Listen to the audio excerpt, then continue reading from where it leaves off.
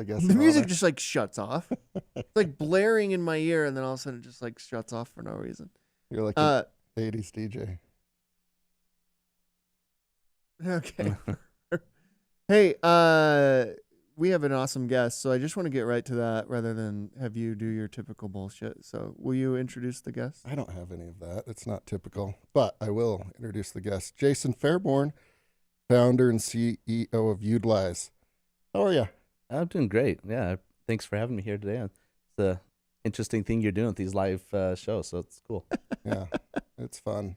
You can see where you haven't worked out the kinks. I literally just said hello there, and there's no script beyond that. Yeah, love it. Like entrepreneurship, like we don't have a script. You just do. No, yeah, we shoot from the hip more often than not. Dude, you have had an incredible career and you've done a lot of amazing things. What has your startup and entrepreneur journey been like?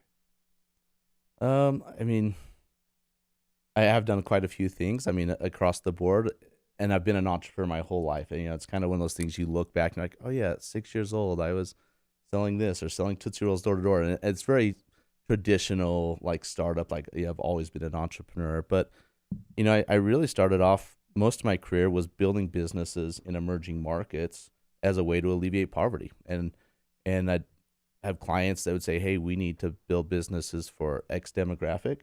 And I'd have a team. We'd basically parachute into another country, do market analysis, identify the opportunities, build private-public partnerships in some cases just starting from scratch. And we just built businesses, around 30 businesses in 15 countries. And that was really kind of like where I got my feet really wet, like in entrepreneurship and building things. But, even prior to that, I was like doing research and writing books and stuff. So it was always, I feel like those are very entrepreneurial aspects as well.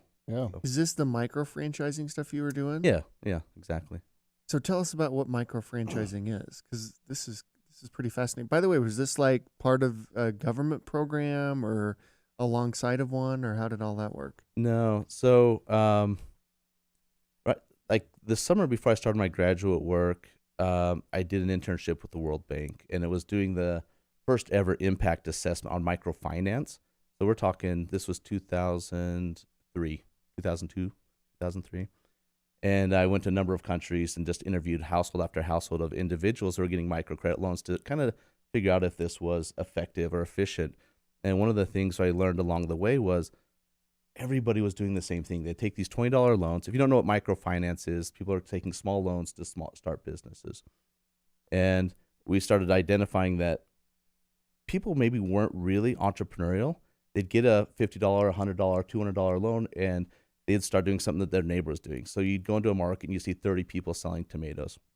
You'd go, market after market, and you go into a market and you'd see people selling, I don't know, shea butter. And then there'd be 30 women selling shea butter. And it was like, what's going on here? And then one day I met somebody who was doing something completely different, and I started spending a lot of time with her and interviewing her. And then the next 20 interviews were somebody doing the same thing she was doing. And so I started having this like epiphany that like being a business owner and having access to starting a business doesn't necessarily mean you're entrepreneurial. Entrepreneurial in the sense that like you can have a vision or innovative or a creative idea or know what the market needed. It was more or less they were being necessity entrepreneurs. They're doing it to survive. And it was great. It's a great tool for that. But that was like a spark for me that there may be a better way to help people run businesses as a way to alleviate poverty. So I went and finished, my graduate work. I went to the London School of Economics, did my master's there. And after, I just started like trying to think through ideas of how we could work in these markets. And I met some guys at BYU. I became a visiting research associate professor at BYU and teaching and working in this space of like doing business as a poverty alleviation tool.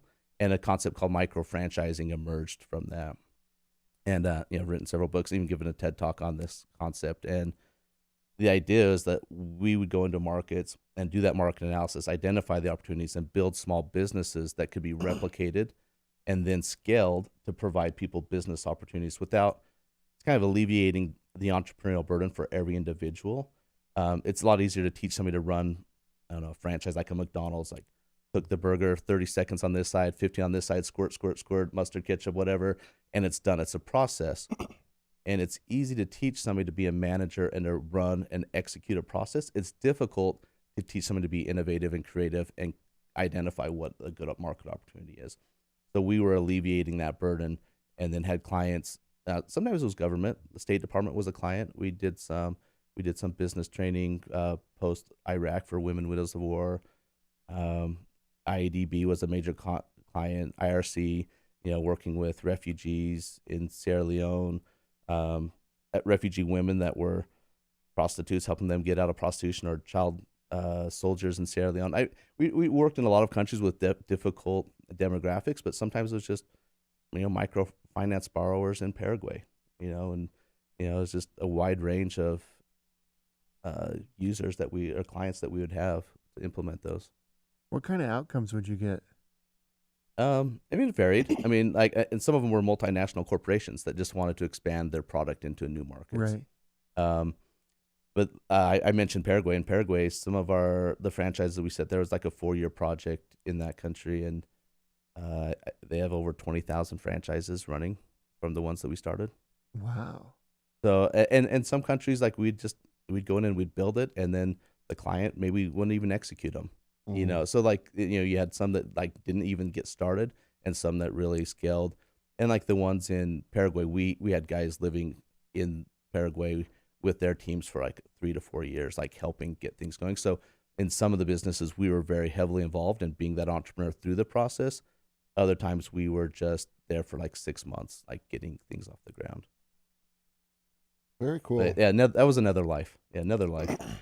You also had something in this exact building.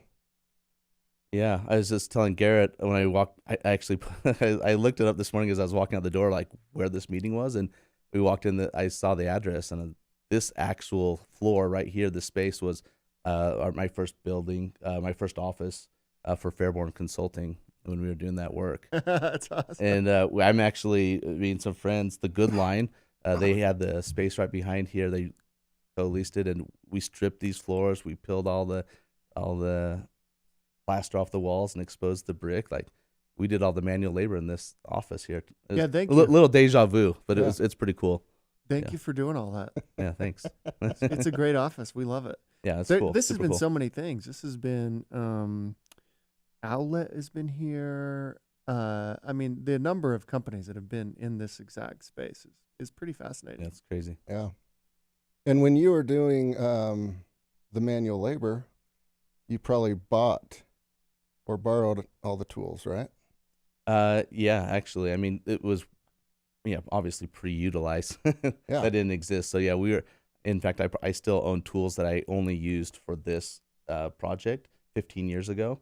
That I still own that I've never used since. But yeah, Because we've talked a little bit in the past, when you're doing those types of things, or you're looking at your motorcycle that you ride once a year in the garage, this is where, to your point, like, ideas of entrepreneurship bubble up. And for those that aren't familiar with Yoodlize, give us a little bit of a primer on that and how it could have been applied when you guys were stripping these floors and moving the bricks. yeah. So Yoodlize is a peer-to-peer rental platform, meaning that we're a platform that allows you to list items that you have in your home that you already own and rent them to your neighbor, so that we all don't have to own everything. If you think about, I don't know, a use case of like for remodeling this space, for example, we had to get impact wrenches, like sanders. We had to go buy certain tools or borrow them from people. Where on Yoodlize, we now today could have went and rented everything, and then just used it for the time period and given it back to our neighbor. The neighbor makes a little extra cash off of things that they own already that are sitting maybe idle or less used in their home, and we benefit by having a low cost access to those tools. And if you think about it, like, why does every home own a lawnmower? We only use it half an hour a week maybe. Yeah. And it's a lot of steel and production. It's been, I don't know, maybe farmed in China and shipped and produced in Korea and shipped. It's just the carbon footprint and everything to the storage in your home. It's just not very economical for us all to own everything. And so we're trying to create a more efficient way of owning items and how we consume. Yeah. I remember stories from my grandparents or great grandparents, who lived through the Depression. They did this out of necessity, where if somebody had something and somebody needed it for the harvest or they needed something for the house, they would communally co-op and organize around that, right? I love it. And it was out of necessity then, but they were also a lot more pragmatic, right? Like they knew we only needed this twice a year and it would be insane for us to go and buy it. Sure. So you've got two groups, right? Those with the things to rent and those that want to rent them. Which is the hardest? I mean, when we always start with the supply side. Just to, like, if we're opening up a new market, moving into a new area, we try to get things on there first. I don't know if they're necessarily the more difficult, but I try to get supply on so when somebody's looking for something, they come on, they have a better experience. But we try to grow them equally together. If you're one side heavy, like supply or heavy on demand, you're not going to get liquidity in the market and you're not going to go anywhere. So we try to build them pretty equally, but it's maybe the first rung is supply, the owners, then demand, the renters, and we try to climb the ladder that way. Yeah. What you're really doing is you're building community, Yeah. which you're really good at and have learned how to do, around the world in your previous life doing the micro franchising thing. How do you think about community and the sharing economy and putting those two things together? Yeah. And a big part of what we talk about is building community. Like you show up at your neighbor's door, you have a good conversation with them, and they'll tell you like, oh, you're renting a mountain bike. They point out the trails to go on, and we see a lot of great relationships being built. In fact, along those lines, like when we started Yoodlize, we kind of thought that one of our biggest hurdles was going to be insurance and people damaging or stealing things, and we found that this sense of community has alleviated almost all of it. We've had thousands and thousands of transactions and rentals. We've had 3 claims filed. And it's because you show up at somebody's door, you talk to them, you see their dogs or you meet their kids, whatever it is, and you build this one-on-one community relationship. And you tend to treat that stuff that you're renting from them with greater care than you would your own or your brother-in-laws or your neighbors, your parents, whatever it is. You tend to take good care of that stuff. And we've seen that through that community aspect. Another story along those lines, I was talking to a principal of an elementary school once, and she said, I would really love to we looked at doing a promotion program with their school. And she's like, because we have single mothers who can't afford access to items. But on the other side of our streets, there are some very wealthy individuals in our school district that have all the bounce houses and cotton candy machines, and they can throw these amazing parties. And it'd be really great, not just for them to have access to renting those items from them, but also that they can get to know each other because their kids all go to the same school. But there's just such a wide disparity in economic, social status in some of these areas. I mean, across Utah, across the nation, honestly. But and so I think there's that sense of being able to build community through the app as well. We pride ourselves in that. How do you think about safety? And I'm sure that's a concern for some people. I'm going to go to somebody's house or somebody's going to come to my house. Sure. I mean, what you just described is awesome, right? And I think probably works. But how do you think about safety? That's an interesting. Uber has to think about this. Airbnb has to think about this. So it's not unique to you. But how do you think about it? Sure. No, it's interesting. You mentioned Uber and Airbnb. I listened to a podcast with both of the founders a couple years ago, and they were asked that same question. They're like, look, if a crime's going to happen in Detroit, it's likely it'll also happen in an Uber or an Airbnb. And so I think most of us in these platforms, we do think about it a lot.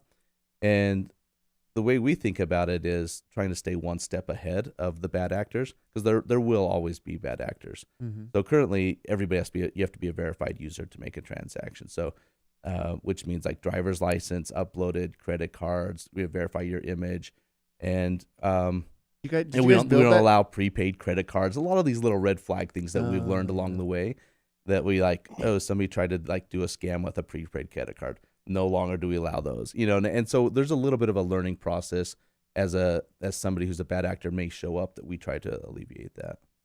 Did you build the verification process internally? Did you We partner did. with Clear, or you did? We did, but Interesting. we're looking at some other APIs to use more AI to help us with that going forward. Yeah, that's I think going to be a huge product and a huge need for so many companies now that AI is what it is, Sure. and there's all these bots, right? Yeah, it's Like, how do great. you know that people are real? Yeah, That's a pretty yeah, big business in and of itself. sure. And that's why Clear and some of these other like AI tools are pretty cool because you take a picture of yourself and then you have your driver's license and it makes sure that this live photo actually matches who's Mm-hmm. in the driver's license. So right now we have humans doing those things. Yeah, yeah, yeah, yeah.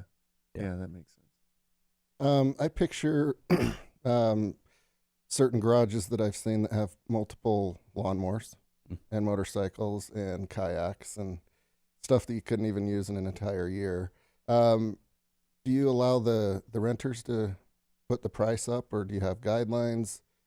How do you go about like making sure it isn't too low or too high? Yeah. We just let it be an open market, honestly. I once you're in an area where there are like multiple listings, the price tends to adjust. Like law of supply and demand like proves itself out. When we first started this, we launched right before COVID. So we launched right before COVID. VR headsets were a hot item. They were hard to get. People started putting VR headsets, Oculus Quest, the first edition, up on our platform, and they were being rented like daily. They were like rent. It was like probably one of the most popular items on our platform, and they were being rented $30 to $50 a day. Mm. Right now, there are several of those on our platform. You can get $5 to $10 a day, and it's just now there's more of them on there. The price has adjusted itself out, and now we know that the right price for those is around $10 a day. Yeah. And I mean, which makes sense because it's a $300 item. You only have to rent it 30 times to get your money back, and then after that, it's all profit.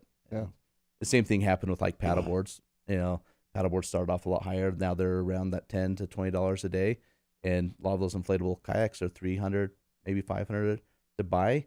And it only takes like a few months of a summer, and you've made your money back on that purchase, and then you have your item plus you're now making a little bit of income off of it. Very cool. And opening new markets, how do you guys go about that? Is it you mentioned you went down to California in your big blue bus? Yeah. During the winter, it seems, right? Like, Yeah. so you went to California. Yeah. Is it weather? Is it demographics? Is it heavy analysis? How do you guys decide? Yeah, so I mean, we were trying to figure out how do we open up new markets, and the reason I went personally is I wanted to be part of the team that's like creating that playbook, like what is our go-to-market strategies, and help guide that as much as it was to open the market. But yeah, we opened two markets, and they were both for two different reasons because we wanted to learn how to open different types of markets, and one of them was Hawaii, Oahu, Mm. and a tourist destination / an island that a tourist will show up. They'll go to Costco, they'll buy a paddleboard that's meant to be a durable item. They'll use it for a week and then trash it, throw it away, or leave it in the Airbnb. And then there's a landfill full of stuff that like was used 1 week that should be used multiple times. And so there was a huge inefficiency. Plus, we could practice on targeting travelers, like a specific demographic going to a market. In California, we were just looking at a large market that looked different enough from like Utah that we weren't just like opening up markets that were similar. We wanted to like figure out like how do we open like distinct markets, and especially big, densely saturated areas. So we started in Silicon Valley, Santa Clara, Sunnyvale, Palo Alto area, and it bleeds up into San Francisco now. But the idea was like, yeah, how do we do this in a dense market with a lot of people, not a lot of noise? How do we get their attention? So it was more or less learning how to do it, and we think we've come up with a pretty good game plan to go national now. So that's what we're gearing up for is from those two experiences, how are we going to go national? Yeah. Have you taken investment? We have. We took we had a couple angel rounds, a couple $100,000 here and there of safe notes, and then Alpine 100 put $800K in about a year ago, and we're actually gearing up for our next round. We're going to open a round in April. Oh, very cool. Yeah, so like soon. Yeah. Yeah. So, yeah, it's a lot of work, honestly. Are there users that this is their livelihood? Like they have enough inventory to rent? Yeah, I don't think anybody's making it as their livelihood. I mean, it's a nice thing if, like, say you're working from home or have a stay-at-home spouse and you're renting out your garage. Like, people are making 10 to 15K a year off of it. So it's like a nice supplemental. I could see like somebody in the future wanting to make a business out of it, but like right now we don't have people dedicating their time to it enough to do that. It's really more of a passive income. Gotcha. I'd say most of our users buy into the thesis of like we don't need to consume as much. We can build community. I have all, like you mentioned, somebody who has all these motorcycles and kayaks. There's a lot of people who have that stuff. I'm like, why do I have that? They're now questioning that, and like they'd like to share it with the community. They want to be more engaged with the community and like give back some of what they have. And so there's some people who are like, I don't really care what I rent it for. And then there's other people trying to make a business out of it. Yeah. With your education at London School of Economics, is this fun for you to watch like actual markets that you kind of control and the human psychology behind it? Sure. I mean, absolutely. I mean, even the human psychology piece of it, my undergraduate was in sociology. So like, I love like watching markets unfold and playing the markets. And it was really cool just to like the comment I made earlier about the law of supply and demand play out. Like that really did play out over about a 4-month period. We saw prices equalize and balance out, and they've stayed flat since then. And it does, some of these economic principles do play out. And it's fun to build new markets. And I mean, honestly, what we're trying to do is really difficult, and we're trying to change the way people consume. At the end of the day, like, I hope that Amazon's our largest competitor, that like you need a power drill, you come on our platform, you order it, somebody delivers it to your door, and you use it for 3 hours and it goes away. And like there's a different way of consuming. So we're changing. If we do our job right, we're going to change the way people consume and that human behavior of the way we use our items. I mean, just even from an environmental standpoint, like we can't continue to consume the way we do. Like we just don't physically have the resources for the whole world to consume like we do in the US. It's not physically possible. Yeah. And so that's going to change, but it's also not efficient for our pocketbooks either. And so if we can start turning items into like making money, share, and saving money, both sides of it, we're changing the way people think about it. And that's probably our biggest challenge right now is our first instinct is to like, I need something, I go buy it. Like, or I want to go do something, I need to go buy it. Mm-hmm. And it's ingrained in our DNA. I mean, like, and that's fair because like you mentioned the Great Depression and your grandparents, like I believe that was the point where we started to have our love affair with items. Like it was right on that time period. We didn't after that. And we started having affluence and we started consuming more. Our identity started being tied to like the items we own. Do you ride a Scott mountain bike or do you ride a Specialized? Do you ride a Trek? That's part of your identity. Do you drive a Tesla? Do you drive a big Ford truck? We start identifying like our possessions as our identity. And we're trying to, I think the like Gen Zs and younger generations are like breaking away from that. And we're kind of facilitating that break to say like, we don't have to be tied to our items aren't part of our self-worth, our self-identity, but that we can have a different way of consuming. So we are playing with the market a little bit. And I hope that if we do things right, that we will change the way we consume and look at our stuff. I love everything you just said. It makes sense. What about like crypto? Have you integrated crypto? I mean, obviously, the only reason why I ask is like Bitcoin's the highest it's ever been, and crypto's kind of like back in all of our lexicon after kind of a deep winter. Yeah, no, crypto's come back. We haven't implemented any sort of like crypto or we've thought about it, and a number of people ask us about that. And honestly, like I've had some investors say like, hey, I think if you just say you're using some decentralized currency on here, you could raise $20 million like that, and just use those buzzwords. And I just don't. I think it's a little complicated for us right now. Like we're just trying to get people to like think about renting first instead of having to own everything. That it's one step. It's a little too complex for what we're trying to do at this point. Like I want to focus on one aspect, but I could see us having something like that down the road or alternatives. But yeah, and I love that crypto's back up in the sense like I'm not a big crypto guy. I'll admit it, but like I did put a couple $1,000s in like a number of DeFis and stuff a few years ago, just because I wanted to learn more about it. So I thought if I'm investing in it, and it's like almost quadrupled. Like I'd forgotten about it, and my wife was like, "Hey, I saw Bitcoin's up," and I pulled up my Coinbase, and like I'd like 4 times my money, and I was like, "Yeah, it's not bad." So Yeah, it's incredible. it's crazy. I didn't. Bitcoin's currently over 70,000. It seems like it's gonna hit the 100,000, which is kind of like the holy grail that's been Yeah. talked about forever. But the sharp rise is crazy. I mean, if you look at this chart, my word, that's nuts. Yeah. But we have an actual London School of Economics graduate here. Outside of like you making a little bit of money on it, and with your micro franchising and actually living in the developing world quite a bit, what do you think of Bitcoin and that type of stuff in general? Yeah. I probably have like a little bit of a differing opinion, like a little bit of like geopolitical perspective on it.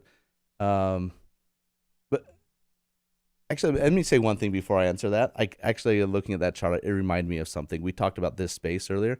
One of our attendants here, his name is Craig. I'm getting his last name right now, but he did Life on Bitcoin, and they paid Austin Craig. Yeah, and they paid for their space and our co-working space with Bitcoin 15 years ish ago, 13, 15, maybe, yeah, it's around 13 years ago. Yeah.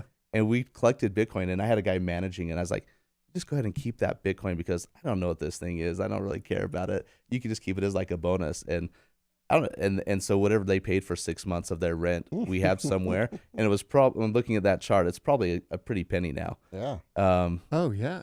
But it's not my penny. But yeah, so one of the things I really focused on at the London School of Economics was like the international political economy and how like our economy is like interwoven and how that fits in with like, you know, geopolitical like concepts as well as just like what it means to like decentralize it. So there's aspects of Bitcoin that I really like, the decentralized, because even micro franchising is decentralizing. What we're trying to do with Yoodlize is decentralize ownership, that every home can own pieces of this market and rent to and from each other. Like there are some very key like similarities between us and crypto. Now the part of crypto that like I haven't ever talked about this publicly, so I'm a little bit apprehensive, but like when I'm down on crypto and I'm not a big fan of crypto is like how it has a possibility to destabilize the US dollar. And one of the things that we have going in the US is that the US dollar is the international currency. And so if it's prevented us from going to many recessions, like if we're having high inflation, we can have high growth without having high inflation, because if we're struggling, other countries will buy our bonds, they will buy our debt, because if we, being a consumer market and our dollar is like the international currency, if it drops, then like their economies drop. And so we've kind of had this like idea of like having our guns and butter, like we get the best of both worlds, because the US dollar is stable.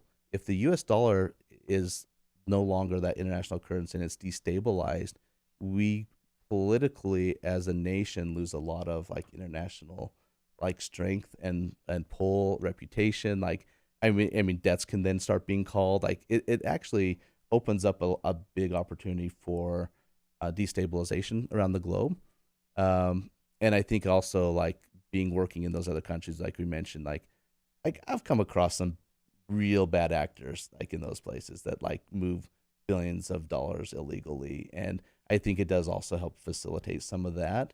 So I think that's also a concern, but I think the bigger concern is what does it do to the United States and our place in the world, and that's a concern for me. Yeah. Well, that's the stated goal of it. Yeah, exactly. Is to topple governments and Yeah. currencies.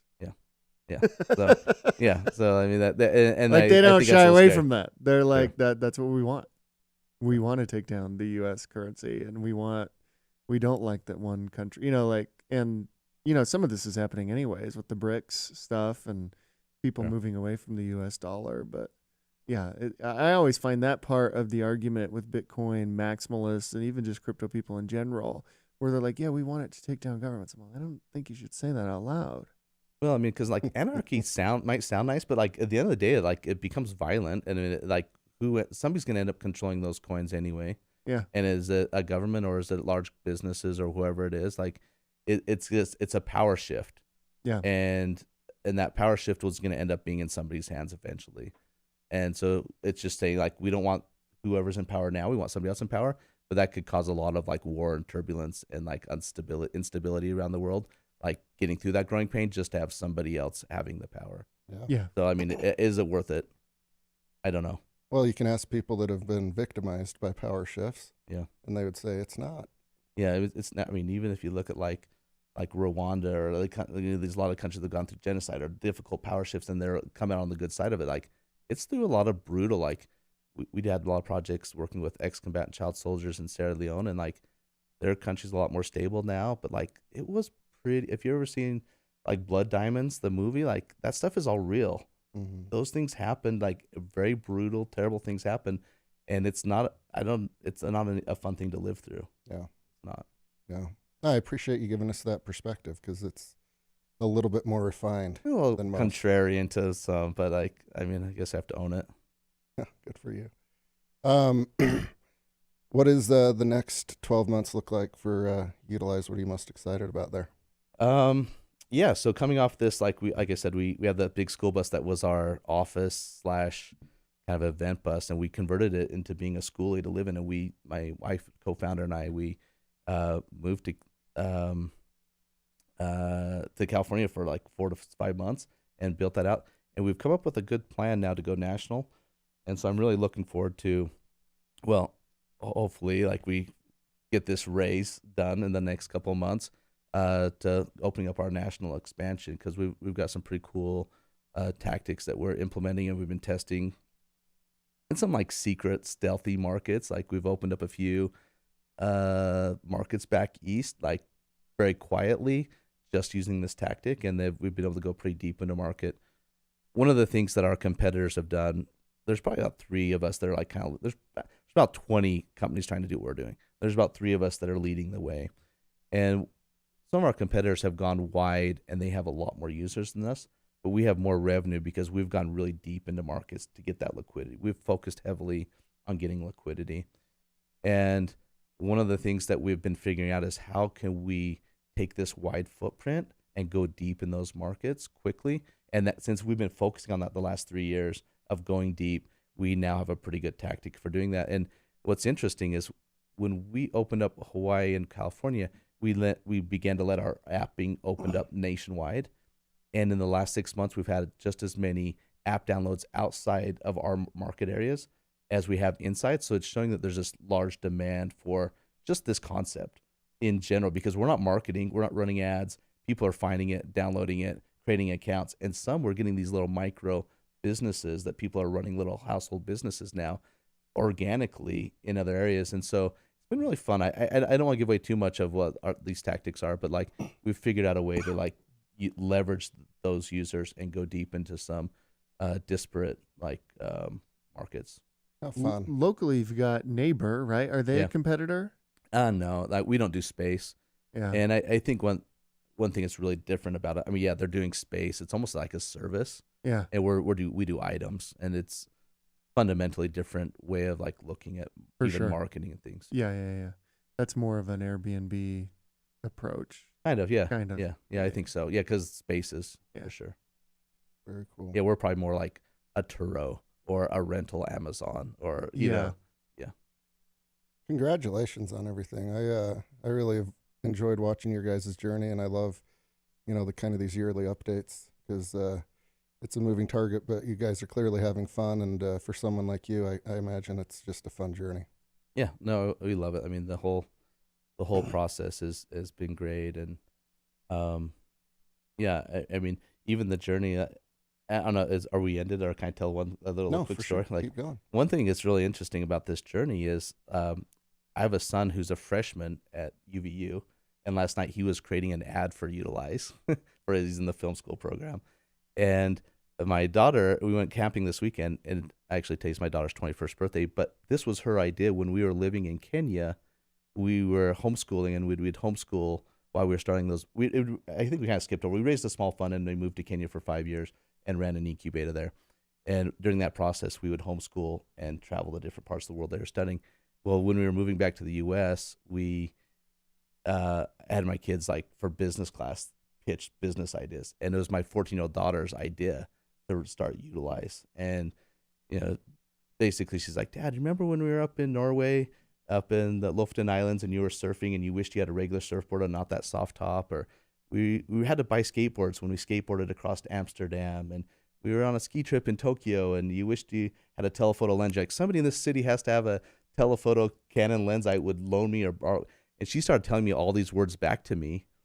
And before you knew it, I was like, actually, I did say all those things. Like, that is a good idea. She's like, why don't you start a platform like Airbnb and Uber? We're always in those. Like, that helps connect people to each other's things. And so the interesting thing about this journey is, like, this was my 14-year-old daughter's initial idea. Now my other son is like making videos for it. My other son, who was, he served a Vivint mission when, spent 3 years knocking doors for Vivint. And when we opened Hawaii, he took some of his Vivint buddies and we went to Hawaii and they knocked doors and hung flyers across the island for us. And like, it's part of this journey has been really fun because we're doing really cool things and we're trying to make the world a better place and then be more efficient with our resources. But it's been somewhat of a family affair. Like, I mean, we have a strong team outside of our family, but like, it's been really cool to see like even my kids be part of like that journey. And so like, I don't know, I just thought that was an interesting thing to pull in. It's been a lot of fun for many metrics. Yeah. That's so cool. Sure. Is your daughter to remind you every day that it was her idea? Oh, so much. Like, Yeah. actually, she manages our social media right now. That's cool. And so she's still involved, and she's about to graduate, applying to like JD MBA programs. So like, she's our like intellect academic of the kids. But Oh, cool. yeah, no, it's great. Yeah, she definitely reminds me of it all the time. Remember where this idea came from, Dad? Oh, nice. Yeah. Very cool. Jason, thanks so much for coming on, man. Yeah, thank you. Seriously. Thanks. I It's appreciate always it. a It's been blast fun. talking to That's you. great. Yeah, thanks everybody. Who do we have tomorrow? Eric Engerbretson, the co-founder of Bloom. Okay, here we go. Bloom. See everybody tomorrow.